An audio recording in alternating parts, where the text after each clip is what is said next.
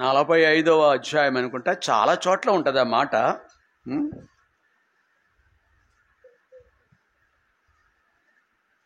5వ వచనం, 45:5. ఇది కాకుండా మిగిలిన చోట ఎవరైనా చదవండి, ఇదే సందర్భం ఉంటుంది. ఇంకొకరు ఒకళ్ళిద్దరు. ఓకే, చదువు.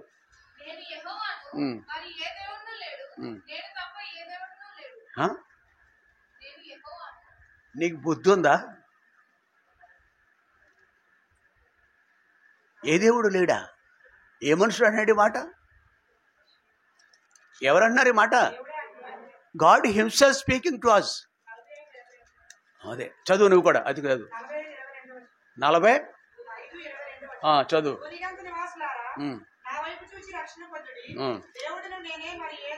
అరే దేవుడును, నీకు బుద్ధి ఉందా? నీకు బుద్ధి ఉందా? నీకు తెలుసా? చదువు. ఈ అమ్మాయి చదువుతుందంట, ఇంకొక ఆవిడ చదువుతుందంట. చదువు.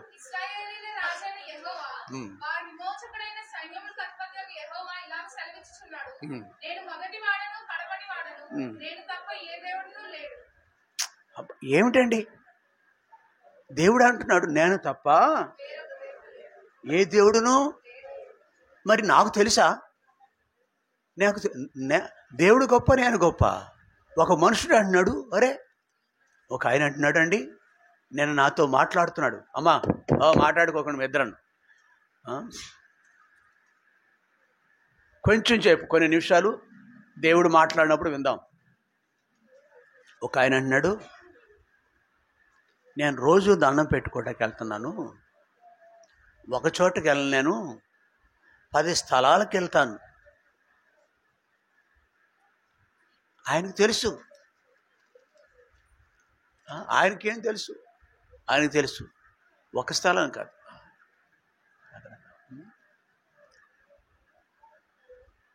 చాలా ఉన్నట్టు, చాలామంది ఉన్నట్టు ఆయన తెలుసు. కానీ దేవుడు ఏమంటున్నాడు?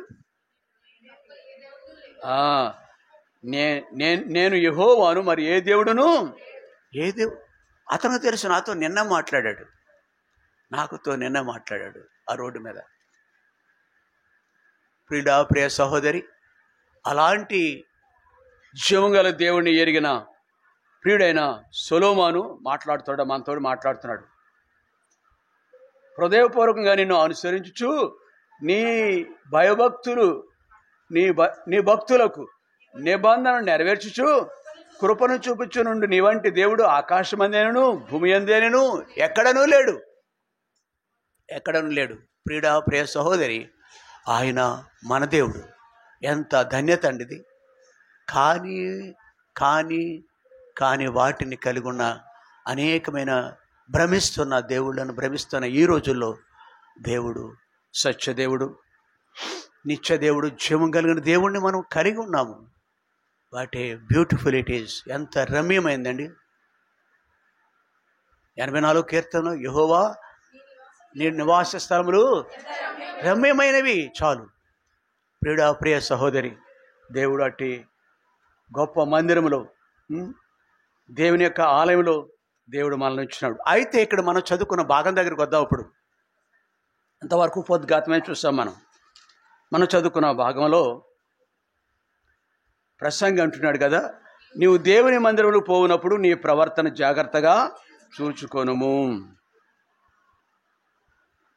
యథావిధిగా అనాలోచితంగా ఒకవేళ ఈ లోకంలో మనతోటి వారు ఆయా స్థలాలకు వెళుతున్నారేమో, వారి జీవితానికి వారి ఆరాధనకు సంబంధం లేకుండా ఉంటున్నారేమో, దైవ క్రమానికి వాళ్ళ బ్రతుకులు ఏమాత్రము సంబంధం లేకుండా ఉంటున్నారేమో. కాబట్టి ఇక్కడ ఏమంటున్నాడంటే, మనము దేవుని మందిరానికి వెళ్ళే వాళ్ళు నీ ప్రవర్తనను జాగ్రత్తగా చూసుకోవాలి. 90వ దావీదు కీర్తన, 90వ దావీదు కీర్తన 8వ వచనం.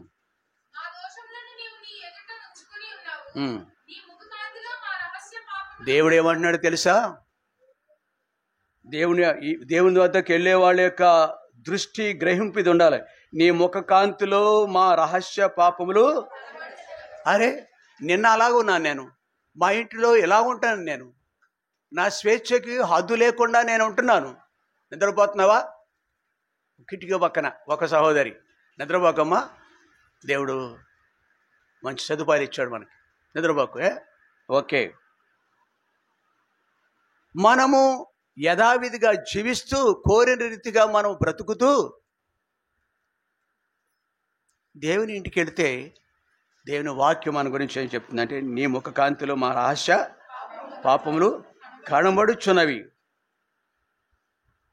మరి ఎలాగున్నా కానీ ఒకవేళ మన ఇంటి వారు మన గురించి అభ్యంతర పడకపోవచ్చు, మన తోటి వారు మన సమాజంలో ఉన్నవారు నీ నా జీవితాన్ని గురించి అభ్యంతర పడకపోవచ్చు, కానీ మన దేవుడు నువ్వు ఇష్టానుసారంగా జీవిస్తూ ఆయన మందిరానికి వస్తే దేవుడు మాట్లాడతాడు మనతోటి. ఒకనాడు నిర్గమాకాండములో 3వ అధ్యాయంలో ఒక వ్యక్తితో దేవుడు మాట్లాడుతున్నాడు. నిర్గమాకాండము 3వ అధ్యాయం దేవుడు మాట్లాడుతున్నాడు.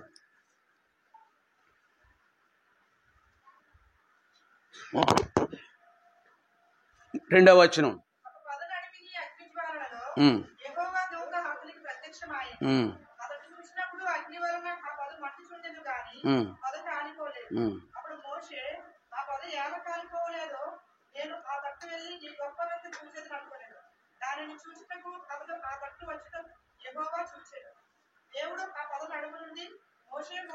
అక్కడ ఒక అరణ్య భాగములో పొదలో ఒక స్వరము, ఈ వ్యక్తి గొర్రెలు కాసుకునే వ్యక్తి వింటున్నాడు. అతని పేరు మోషే. మోషే మోషే అని అతను పిలిచాను. అందుకు అతడు చిత్తం ప్రభువా నేను. అందుకైనా దగ్గరకు నీ పాదం నుండి నీ చెప్పు, నీ తీరు మార్చుకొని నాకు సమీపంగా రా, నీ బ్రతుకు మార్చుకొని నా మందిరానికి రా. అది దాని యొక్క అర్థం. యథావిధిగా వస్తే ఎక్కడైనా ఒప్పుకోవచ్చేమో, కానీ ఎవరైనా ఊరుకోవచ్చేమో, ఇంట్లో సహించవచ్చు, వెలుపల కూడా నిన్ను ఎవరు ప్రశ్నించే హక్కు లేకపోవచ్చు. కానీ నీ దేవుడు, మన దేవుడు ఉన్నాడే, మన కొరకు ప్రాణం పెట్టి మరణించి తిరిగి లేచిన ప్రభు ఉన్నాడే, ఆయన మన జీవితాన్ని సదా పరీక్షిస్తాడు. ఆయన నామ పెట్టబడిన మనము ఆయన ఇంటికి వచ్చేటప్పుడు మన ప్రవర్తనను జాగ్రత్తగా చూసుకోవాలి అని లేఖనం సెలవిస్తుంది. ఒకనాడు మోషేతో స్వయంగా మాట్లాడిన దేవుడు ఇక్కడ కూడా లేఖనంలో మనం చూసాం కదా, 90వ కీర్తన 8వ వచనం. కాబట్టి దేవుడు మాట్లాడుతున్నాడు. మన జీవితాలు స్వపరీక్ష చేసుకుని, అలాగే బల దగ్గరికి వెళ్తూ ఉంటాం మనం, అలవాటు ఆచారంగా కాదు. ఒకటి, మందిరంలోకి వచ్చేటప్పుడు మన జీవితంలో స్వపరీక్ష చేసుకోవాలి. 2, బల దగ్గరికి వెళ్ళకపోవడం. ఆయన యొక్క ఏమనుంది, మనం ఏం చదువుకున్నాం ఇక్కడ కీర్తన గ్రంథంలో, నీ ముఖ కాంతిలో మా రహస్య పాపములు ఎవరి అద్దం దగ్గరికి ఏ వ్యక్తి వెళితే ఆ మనిషి యొక్క ప్రతిబింబాన్ని చూస్తాం. కానీ ఈ అద్దం దగ్గర, వాక్యం అనే అద్దం దగ్గరికి ఏ మనుషుడు మందిరానికి వస్తూ ఉంటారో వాళ్ళ యొక్క అంతరంగమును సహితము చూసే దేవుడు. రహస్యంలో ఉన్నది ఎవరు చూడలేరు. Wife cannot find out, or husband, or children, or parents. Children cannot see the parents iniquities. దోషాలు, తల్లిదండ్రులకు దోషాలు పిల్లలకు తెలుస్తాయా? నో. కానీ మన దేవుడు మా అంతరంగంలో ఉన్న సమస్తాన్ని, రహస్యమందున్న దాన్ని చూడగలిగిన ప్రభు అయిన. 44వ అధ్యాయం అక్కడే 44:21 వచనం కీర్తనల గ్రంథం 44. హృదయ రహస్యములను నిన్ను నన్ను కూడా పరిశోధించే దేవుడు ఆయన. పరిశోధించే దేవుడని మనం ఎరగొద్దు. హృదయ రహస్యములను మన భూమి మీద ఉండగా మన కార్యాలను చూసే శక్తి ఎదుటి వ్యక్తి తెలియకపోవచ్చు, కానీ దేవుని మందిరానికి వచ్చే వారి యొక్క జీవితాలు బాహ్య విషయాలు మాత్రమే కాదు, కానీ అంతరంగమును సహితం మనం ఏం చేస్తున్నాం. ఆ కింద ఏముందండి, అన్య దేవతల తట్టు మా దేవుని నామను మేము మరిచి ఉన్న ఎడల, ఒకవేళ నువ్వు దేవునితో సంబంధం లేకుండా, ఆయన ఎవరో తెలియకుండా, అనుభవించకుండా దేవుని యొక్క మందిరానికి వస్తుంటే దేవుడు ఏమంటాడో తెలుసా? నా సన్నిధికి నేను రమ్మన్నవాడు ప్రశ్నిస్తాడు మనల్ని. మన తీరు, మన ప్రవర్తన మార్చుకోవాలని లేఖనాలు. అందుకని ఆలయానికి వచ్చేది సొలొమోను కానీ, సొలొమోను యొక్క తండ్రి దావీదు కానీ దేవుని ఇంటికి వచ్చేటప్పుడు ఎట్లాగా ప్రశ్నించుకునేవాడు, ఇలాగన వాడు స్వపరీక్ష చేసుకుని దేవునికి అప్పగించుకునేవారు. 139వ దావీదు కీర్తనలో 139వ దావీదు కీర్తన 2:3 లేదు 2వ వచనం అండి. 2వ వచనం అండి.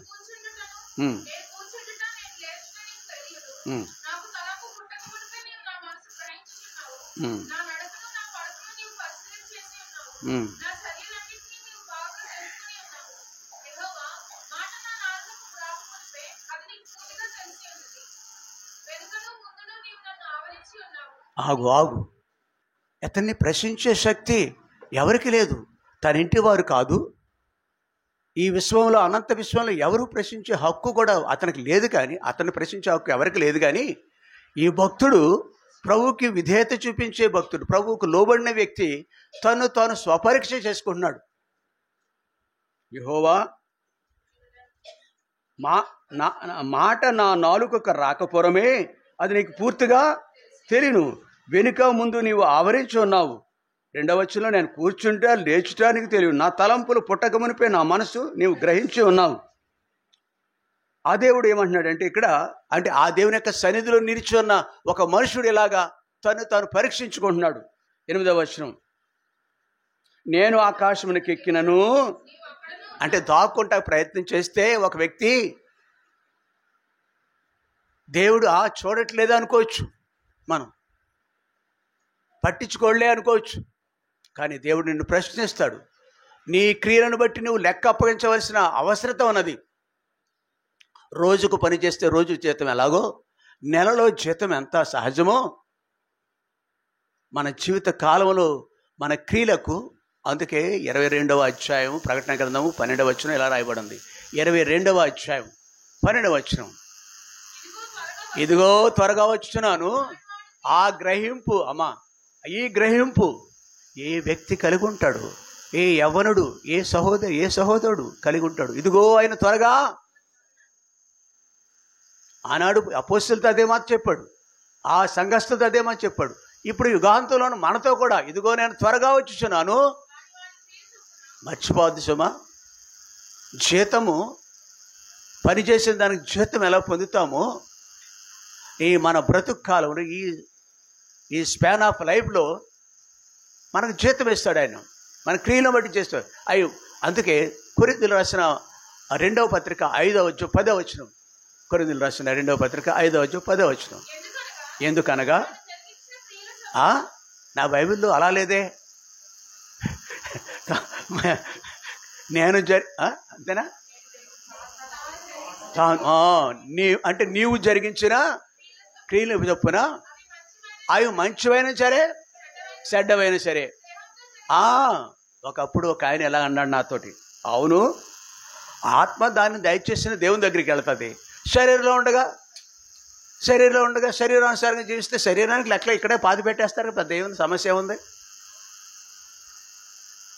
మరి తెలివితేటలు ఎవడవసము. ఒక అతను అంటే అనుకోదే, ఆత్మ దాని దగ్గర, ఆత్మకేముంది, ఆత్మకు అంటుకోదు కదా. He feels. ప్రభు నమ్ముకున్న తర్వాత చెప్పే వ్యక్తి ఒకడు అలా ఉన్నాడు కొద్దికాలం. అర్థమైందా? ఆత్మ వేరు, శరీరం వేరు, అవి వేరువేరుగా ఉన్నాను.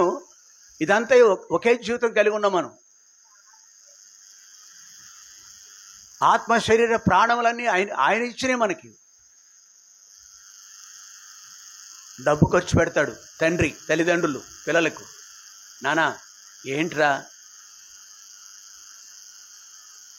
నేను నీకు చదివించిన కాలేజీ ఎక్కడ పంపించాను తెలుసా, ఏ ఊరు పంపించాను తెలుసా, నిన్ను ఎంత ఖర్చు పెట్టాను తెలుసా అంటారు తల్లిదండ్రులు. కొంచెం కనీసం తిట్టలేకపోయినా, ఏంటన్నా ఏంటిది, నీ రిపోర్ట్ వస్తుంది, నువ్వు అక్కడ ఉంటున్నావు కానీ ఎక్కడో దూరంగా కాశ్మీర్లో కన్యాకుమారిలో చదువుతున్నావు, బాంబేలోనో ఢిల్లీలోనో చదువుతున్నావు, కానీ అక్కడ ప్రోగ్రెస్ రిపోర్ట్ ఇక్కడికి వచ్చేస్తే తల్లిదండ్రులకు వచ్చేస్తుంది, ఫోన్ నెంబర్కి మెసేజ్లు పెడతారు. ఏంటి నీ తీరు మాత్రం బాగా.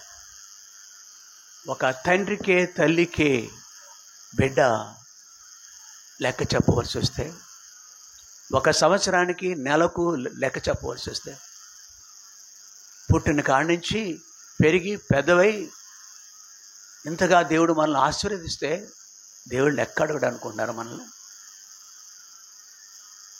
ఓ మనుషుడా నరమాత్రుడు నువ్వు చక్కగా నిలబడు, జాగ్రత్త సుమా. కాబట్టి ఇక్కడ దేవుని యొక్క స్పృహ కలిగిన వ్యక్తి, ప్రభు నమ్ముకున్న వ్యక్తి ఇలాంటి ఆలోచన కలిగి తాను అంటే ఇక్కడ బైబిల్లో మనం ఒక మాట చదువుకున్నాం, నీవు దేవుని మందిరానికి పోయినప్పుడు నీ ప్రవర్తన ఈ ఎగ్జామినింగ్ హిమ్సెల్ఫ్, అవునా కదా. తాను కొరింథీయులు రాసిన పత్రికలు అదే మాట చదువుకుంటాం కదా మనం. ఇద్దరు ఎలా అక్కర్లేదు, కొరింథీయులు రాసిన పత్రికలు అదే చదువుకుంటున్నాం. ఆ బలలో పాలు పొందకపోవడం మనల్ని మనం పరీక్షించుకోవాలి.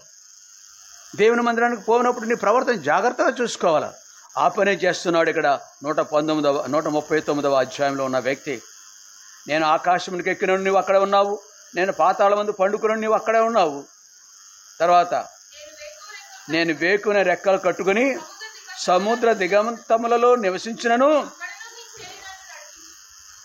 ఎక్కడ పారిపోతా ఒకడు, అతన్ని బుద్ధిహీనుడు అనాలో ఏమనాలో నాకు తెలియట్లేదు, కానీ ఆ తెలివైనడు అనాలి, బుద్ధిహీనుడు అనకూడదు అన్నమాట. ఆయన ప్రవక్త, ఒక ఆయన దేవునికి అవిధుడే, బాబు నువ్వు అక్కడికి వెళ్ళవయ్యా అంటే అని లేదు, నేను అక్కడికి వెళ్ళను అని చెప్పేసి ఎక్కడికి వెళ్తాకే, ఎక్కడికి వెళ్ళాడండి? నిన్నవేకి వెళ్ళవలసిన బదులుగా తర్షీషుకి వెళ్ళి యొప్పేకి టిక్కెటా, యొప్పేకి వెళ్ళి తర్షీష్ టిక్కెటా? వద్దులేండి, చూడొద్దులేండి. ఓకే, మెట్టుకు అలా దాక్కుండాలి చూశాడు, ఎక్కడికో అట్టడుగున వాడ కిందకి వెళ్ళాడు ఒక ఆయన. దేవుడు కనపట్లేదా? దేవుని కనుదృష్టికి మరుగైన సృష్టము ఎక్కడికి వెళితే అక్కడ. నేను ఇక్కడ భక్తుడు కూడా, నేను వేకువనే రెక్కలు కట్టుకుని సముద్ర దిగంతంలో నివసించినాను, అక్కడ నీ చేయి నన్నాడు, నీ కుడి చేయి నన్ను. ఇంకేం, అందుకని ఒకటే పని చేస్తాను, దేవునికి నేను మరుగే ఉండలేను. దేవా 51వ కీర్తన అందుకే రాశాడు. 51వ కీర్తన చదవండి, చూడండి అక్కడ ఒక్క మాట.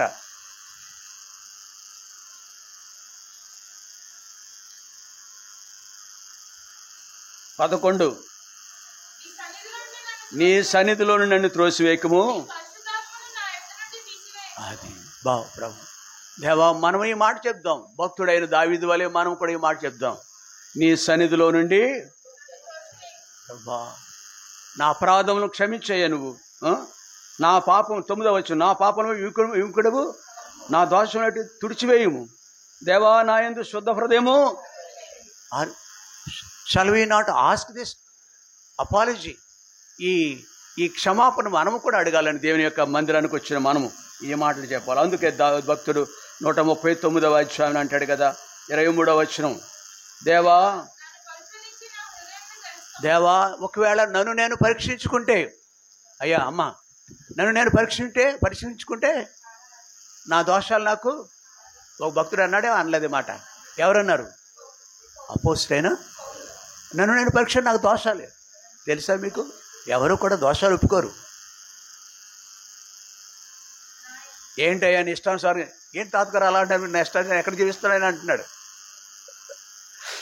ఏంటయ్యా అని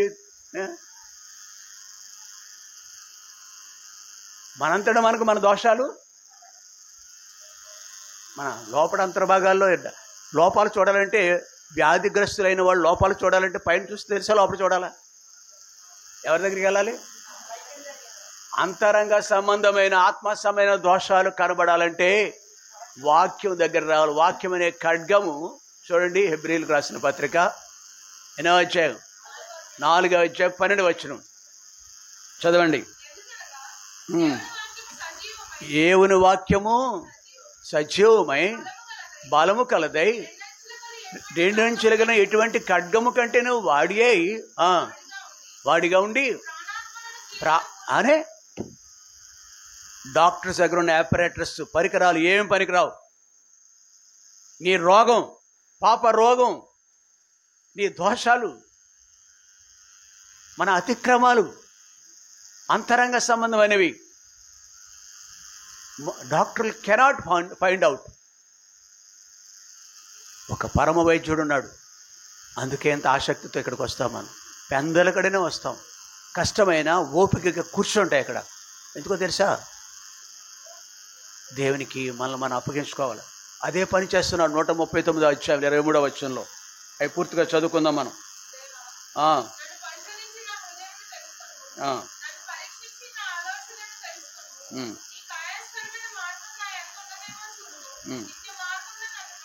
ఇది ఈ పని చేయాలండి. బాలలో పాలు పొందపురము ప్రసంగి రాసిన గ్రంథకర్త మాట ప్రకారము నీవు నీ దేవుని మందిరమును పోవునప్పుడు నీ ప్రవర్తన ఈ జాగ్రత్త పడిన భక్తుని వలె, దావీదు వలె నన్ను పరీక్షించిన ఆలోచన తెలుసుకొనుము. నీకు ఆయాసకరమైన మార్గం ఉన్నదేమో నిత్య మార్గం నన్ను. ఎప్పుడైతే మనం ఎట్లాంటి స్వపరీక్ష చేసుకుంటామో ఆటోమేటిక్గా దేవుడు మనల్ని క్షమిస్తాడు.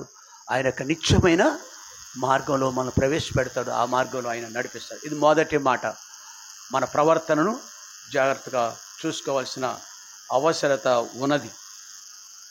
ప్రభువుకు అప్పగించుకుంటే మేలు పొందుతాం మనం.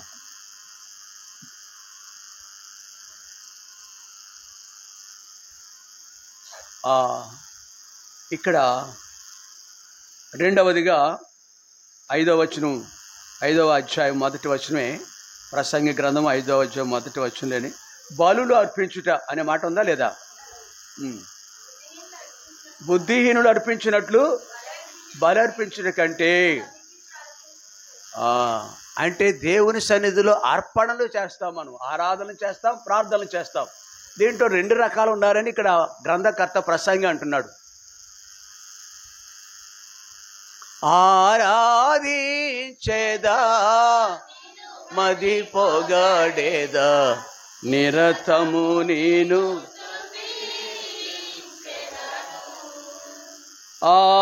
ఆరాధించేదా నిన్ను మది పొగడేదా.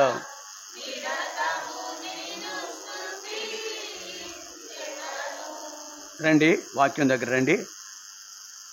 బలులు అర్పించే వ్యక్తులు కొందరు బుద్ధివంతులు ఉంటారు, కొందరు బుద్ధిహీనులు ఉంటారు. బుద్ధిహీనులు అర్పించినట్లుగా నీవు బలి అర్పించకూడదు. దేవుని సన్నిధికి వచ్చే మనం మన ప్రవర్తన జాగ్రత్తగా చూసుకోవాలి. మన అర్పణలు యోగ్యంగా ఆయనకు అర్పించాలి. ఆది కాండంలో 2 వ్యక్తులు దేవుని యొక్క మందిరికి వెళ్ళినట్టుగా మనం చూస్తాం. ఆది కాండంలో 2 వ్యక్తులు దేవుని మందిరానికి వెళుతున్నారు. ఎక్కడుంటారు వాళ్ళు? 4వ అధ్యాయంలో 2వ వచనం చూద్దాం.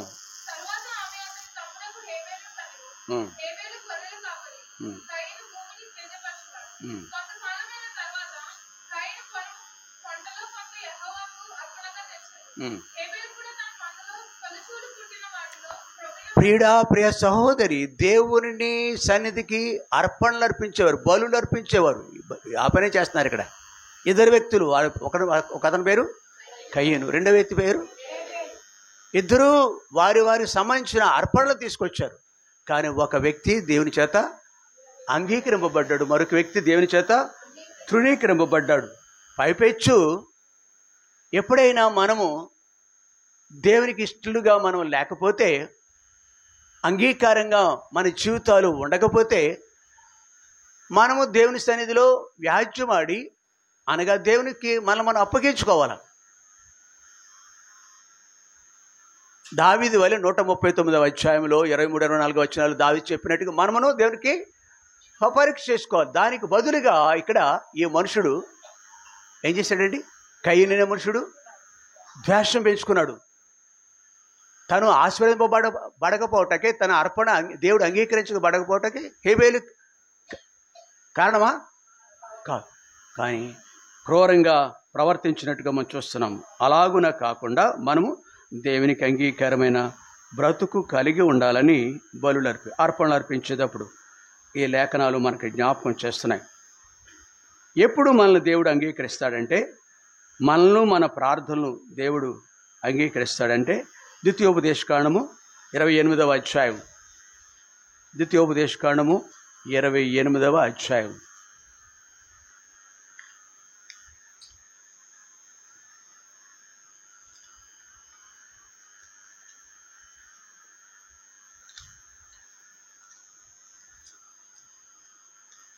మొదటి వచనం.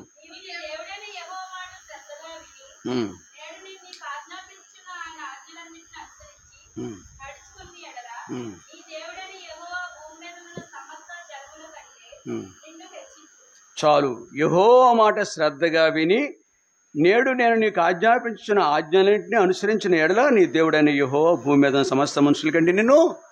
ఈ సత్యము కయ్యను తెలుసుకోలేదు, ఈ సత్యము హేబేలు ఎరుగును.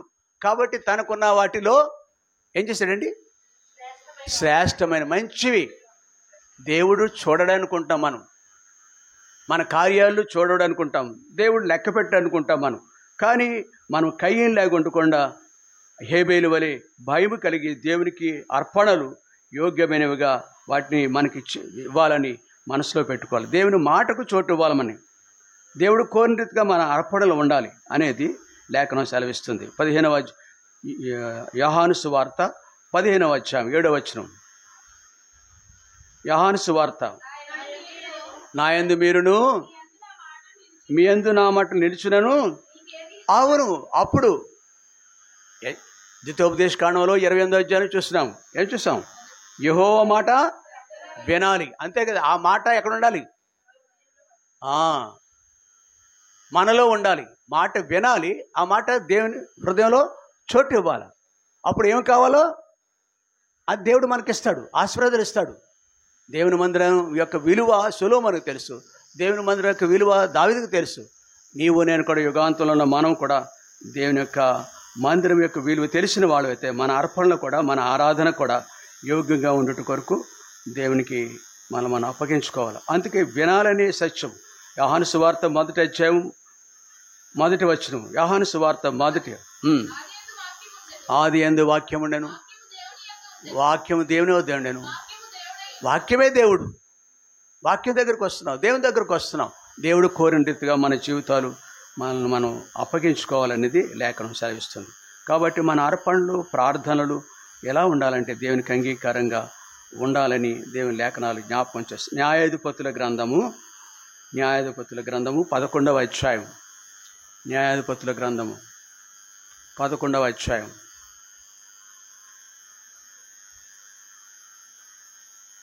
30వ వచనం.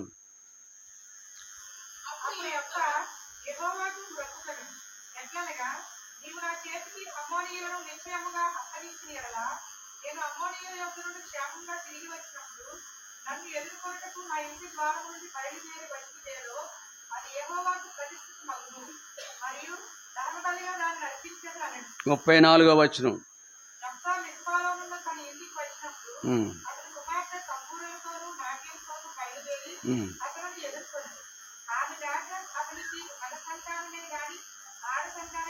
దేవుని మందిరములో ఒకానొక రోజున వెళ్ళి ప్రార్థన చేసే వ్యక్తి నోటుకొచ్చినట్టుగా దేవుడు వింటున్నాడనికనే స్పృహ ఉందో లేదో, చెప్పే ప్రార్థన గ్రాహ్యములో ఉందో లేదో, గ్రహింపు కలిగి మాట్లాడుతున్నాడో లేదో తెలియకుండా ఉద్రేకంగా మనము గనక ప్రార్థన చేసినా, లేదు మన సొంత శైలిలో ఆరాధన చేసినా దేవుడికి ఆయాసం కలిగిస్తాం తప్ప, నీకు నష్టం తప్ప దేవుడికి అది అంగీకారంగా ఉండదు సుమా. యెఫ్తా మనకి సాదృశ్యంగా ఉన్నాడు. యెఫ్తాను దేవుడు అంగీకరించాడు. యెఫ్తాను దేవుడు సాధనంగా వాడుకోవాలని ఇష్టపడినాడు. ఇశ్రాయేలు పక్షాన ఒక సాధనంగా ఉన్నాడు. అయితే ఒకనొక రోజున దేవుని మందిరంలో సన్నిధిలో నిలబడిన యెఫ్తా సరైన ప్రార్థన, యోగ్యమైన ప్రార్థన, ఎలాంటి అర్పణ అది? బుద్ధిహీనుల యొక్క, అవునా? అదేగా మాట చదువుకున్నాం మనం. ఒకటి, దేవుని మన యొక్క ప్రవర్తన దిద్దుకోవాలి. రెండవది, బుద్ధిహీనులు అర్పించినట్లుగా బలి అనగా దాని అర్థం ఏంటంటే మాట్లాడకూడదు. మనం బుద్ధిహీనుల వలె ప్రార్థన చేయకూడదు, బుద్ధిహీనులుగా ఆరాధన చేయకూడదు. అందరూ చేస్తున్నారు, నేను చేయలేదు. క్లుప్తంగా ఉండాలి ఆరాధన, ప్రార్థన కూడా అట్లా ఉండాలి, యోగ్యంగా ఉండాలి. యోగ్యంగా ఉండాలి. మనకి యెఫ్తా వలె ఉండకూడదు. దాని ఫలితం ఏంటో తెలిసి యెఫ్తా ఏమన్నాడంటే ఈ 30వ వచనం, యెహోవాకు మొక్కుకొనెను ఎట్లనగా నీవు నా చేతికి అమ్మోనీయులను అప్పగించిన యెడల నేను అమ్మోనీయుల యొద్ద నుండి క్షేమంగా తిరిగి వచ్చినప్పుడు నన్ను ఎదుర్కొనుటకు నా ఇంట ద్వారం నుండి బయలుదేరి వచ్చినది ఏదో. ఎవరు వచ్చారు? భక్తులు ఈ యొక్క యెఫ్తా గురించి ఏం చెప్తారంటే బుద్ధిహీనమైన ప్రార్థన. దేవుని ఇంటిలో మన మాటలు కొద్దిగా ఉండాలి. ఇక్కడ ఉందా లేదా? ఎక్కడ చదవండి, 2వ వచనంలో 5వ అధ్యాయం, ప్రసంగి గ్రంథం 5వ అధ్యాయం 2వ వచనంలో చివరి భాగంలో నీ మాటలు కొద్దిగా ఉండవలను. అవునా? దేవుడు ఆకాశం ముందు ఉన్నాడు, నీవు భూమి మీద ఉన్నావు. ప్రార్థన దీర్ఘంగా చేస్తే మన ప్రార్థన యోగ్యంగా ఉంటుంది అనుకోకూడదు. దీర్ఘంగా చేస్తే, ఎక్కువసేపు చేస్తే అంగీకారంగా ఉంటుంది అనుకోకూడదు. ఎలా ఉండాలి మన ప్రార్థన? కొరింథీయులకు రాసిన రోమాపత్రిక 8వ అధ్యాయం, రోమపత్రిక 8వ అధ్యాయం. నేను ముగించేస్తాను, సమయం అయిపోయింది. 8వ వచనం.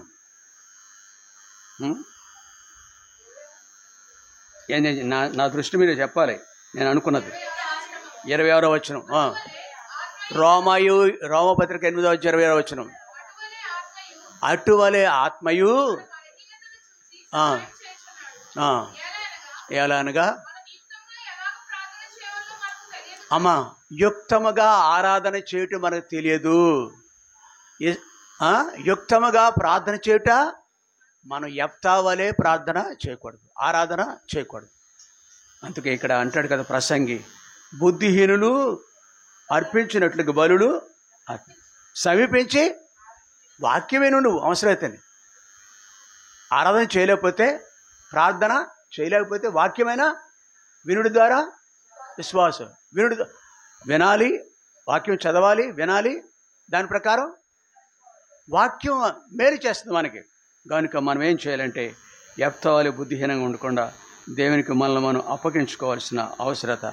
రోమా 8వ అధ్యాయం 26వ వచనం ప్రకారము ఆత్మ సహాయంతో మన బలు అంటే ఈ కాలంలో ప్రార్థనలు, యాచనలు చేయాలని లేఖనం మనకు జ్ఞాపకం చేస్తారు. 2 విషయాలు చూస్తాం మనం. మొదటిది ఏంటండి? మన ప్రవర్తన జాగ్రత్తగా చూసుకోవాలి, దావీదు వలె, సొలొమోను వలె. రెండవది, మన అర్పణలు ఎలాగ కయ్యని వలె ఉండకూడదు, యెఫ్తా వలె ఉండకూడదు. అవునా కదా? ఎలా ఉండాలి? హేబేలు వలె ఉండాలి. ప్రార్థన చేసుకుందాం, మోకరించుదాం, ప్రార్థన చేసుకుందాం.